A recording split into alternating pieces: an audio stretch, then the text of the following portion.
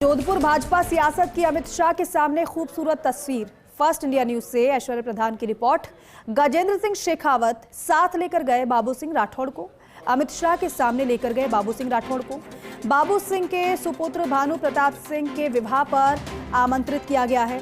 अमित शाह ने सहृदयता से आमंत्रण स्वीकार किया। गज्जू बना के आग्रह पर अमित शाह से हुई सामान्य शिष्टाचार मुलाकात और चर्चा। भाजपा सियासत में गज्जू बना और बाबू सिंह दोनों के रिश्ते हुए हैं बेहद मजबूत। अमित शाह से बाबू सिंह की मुलाकात को जोड़ा जा रहा है भविष्य के लिहाज से, क्योंकि राजपूत समाज में बाबू सिंह की है एक जमीनी मिलनसार नेता की छवि।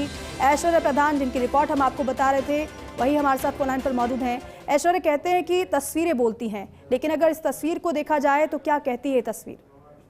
देखिए, ये जो तस्वीर है, ये तस्वीर हम इसलिए इस तस्वीर का जिक्र कर रहे हैं कि जोधपुर की सियासत को देखिए। जोधपुर की सियासत में, पूरे संभाग की सियासत में राजपूत नेता एक आध नहीं, बहुत सारे हैं। जोधपुर की सियासत में एक दौर ऐसा भी था जब जसवंत सिंह सरीखे दिग्गज रहे, जिनका देश और दुनिया में नाम रहा। गजेंद्र सिंह शेखावत ने बहुत कम समय में एक बड़ी पहचान हासिल की है। गजेंद्र सिंह शेखावत सभी के सामने है, लेकिन जो दूसरे लीडर्स को देखते हैं तो बाबू सिंह राठौड़, वसुंधरा राजे गुट के हाथ माने जाते रहे थे। हालांकि आज भी उनके अच्छे रिश्ते हैं।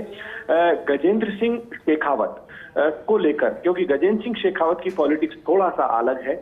वो सभी को गले लगाना और सभी से तफसील से बात करना और हंसकर मिलकर बात करना, लेकिन इन सबके परे एक बड़ा सवाल ये है कि पिछले दिनों एक सियासी गलियारों में चर्चा थी कि एक ऐसा राजपूत समाज से कोई और दो लोगों का भी, तीन लोगों का में से किसी एक का नाम और भविष्य में आ सकता है। उनमें नंबर 1 जो चर्चाएं थी वो थी पुष्पेंद्र सिंह बाली की। दूसरी, क्योंकि पुष्पेंद्र सिंह बाली को राजपूत समाज के अगर लीडर्स में देखते हैं तो इस तरीके की छवि है कि पुष्पेंद्र सिंह बाली भी बेहद मिलनसार और आम आदमी जैसी छवि है। आज भी लगातार एमएलए रहने के बाद भी बिल्कुल सामान्य व्यक्ति की तरह व्यवहार करते हैं। कोई भी उनसे कभी भी जाकर मिल सकता है। किसान से लेकर आम आदमी, जमीनी आदमी, कोई उनसे मिल सकता है। दूसरा, बाबू सिंह राठौड़ भी उसी तरीके के लीडर है। बाबू सिंह राठौड़ बेहद जमीनी। मैंने उनका वो दौर भी देखा है कि वो चुनाव हारे तो एक दिन मुझे टकराए। मैंने कहा, आप यहाँ कैसे? तो बस का इंतजार कर रहे थे। पार्टी ने प्रवास के लिए कहीं भेजा तो रोडवेज बस में सीधे टॉक के लिए रवाना हुए थे। मुझे आज भी याद है, कुछ एक सालों पहले की बात है, 2-4 साल हुए होंगे।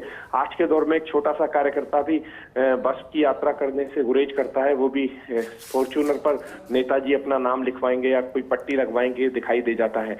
तो बाबू सिंह राठौड़ और गजेंद्र सिंह शेखावत साथ जा रहे हैं और वो भी अमित शाह के पास। तो आप अंदाजा लगा सकते हैं कि जोधपुर की सियासत किस तरफ टर्न कर रही है, क्योंकि पिछले जो चुनाव थे, लोकसभा चुनाव के दौरान बाबू सिंह राठौड़ और गजेंद्र सिंह शेखावत की दोनों की एक तस्वीर सीएमओ से जारी हुई थी, जिसमें भजनलाल शर्मा दोनों के बीच में खड़े हुए थे और दोनों की बहुत अच्छी एक मीटिंग हुई थी।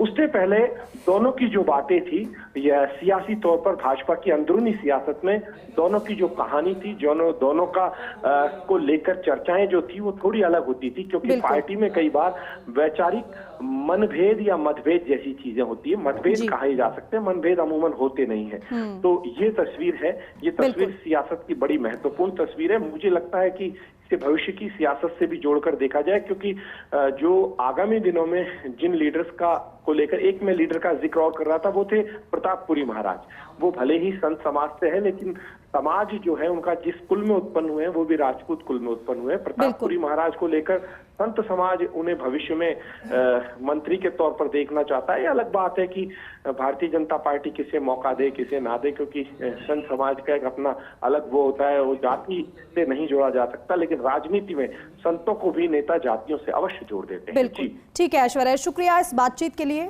जानकारी के लिए।